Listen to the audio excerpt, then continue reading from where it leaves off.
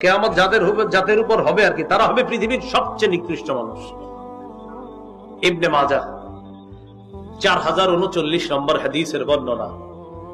عن أنس بن مالك تعالى عنه أن رسول الله صلى الله عليه وسلم قال لا يزداد الأمر إلا شدة ولا الدنيا إلا إدبارا ولا الناس إلا شحا।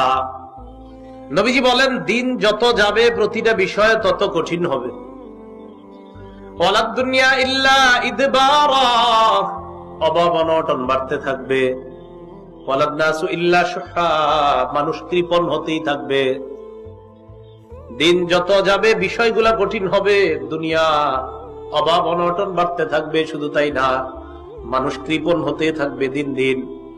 হাদিসের শেষে আল্লাহ নবী বলেন, ওয়ালা তাকুমুস সাআতু ইল্লা আলা শিরারিন নাস।